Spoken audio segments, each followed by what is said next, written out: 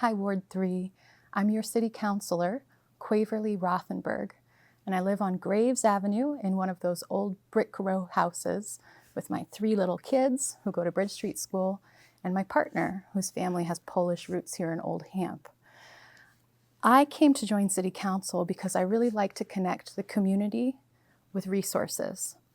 And when I got to City Council 2 years ago, I found that some of these chains between our community and our resources, these links in the chain, are broken right now.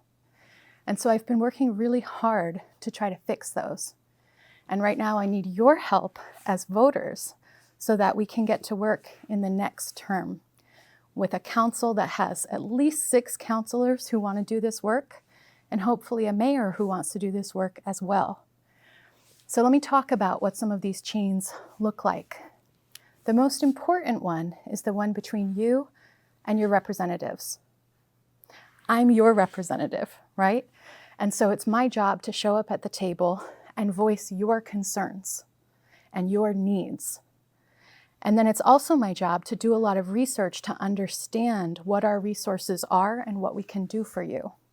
And then I also have to weigh your needs and concerns with those of your neighbors and come up with a solution that works for everybody and helps the city thrive.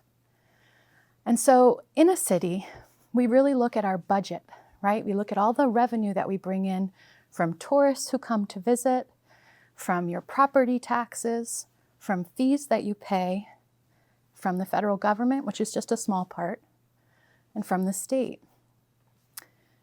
And what I found is that in Northampton, you have all been sacrificing so much, giving us so much through taxes and fees, override after override. And you were promised that that money was going to go back to your services, to fix your roads, to fix your sidewalks, to educate your children. And it hasn't been going there. It has been going into really, really large bank accounts, some of the largest in the state. And we're not getting a clear or transparent answer from the administration about why that is. But we know that they're barreling towards this Picture Main Street project that would be many, many years of construction with lots of cost overruns, would not be free to us at all. And so I suspect that may be why we've been accumulating so much of your money and reducing so many of your services so that we have even more money left over at the end of the year to add to that bank account.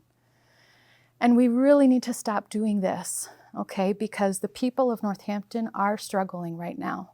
You may not be individually, or you may be, but many of your neighbors are having troubles like not being able to safely use the sidewalks or use them at all if they're in a wheelchair.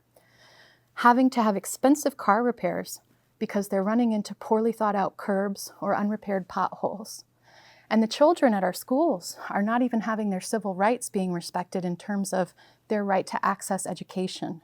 We have so severely reduced reading, math, and other interventions that really help kids who have disabilities be able to learn with their friends. We've just cut that out so that we had $2 million more to add to our giant $30 million pile of money. And even this year, with Coca-Cola still here, and you're paying fees because they were supposed to be gone, the enterprise funds saw an almost $3 million surplus.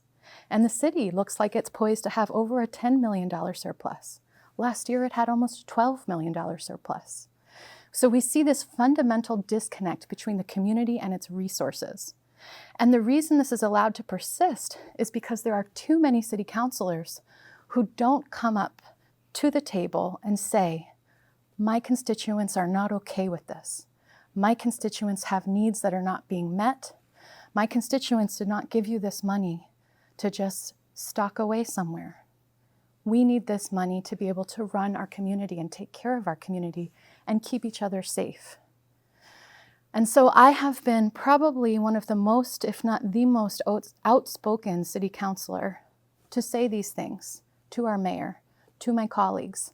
And I have done tremendous financial research and talked with the state and our best experts to be able to debunk some of the disinformation that's coming directly out of the mayor's office through press releases to the Gazette and to you. And so you can follow me on social media.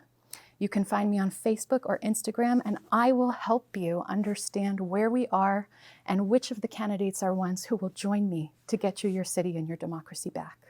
Thank you.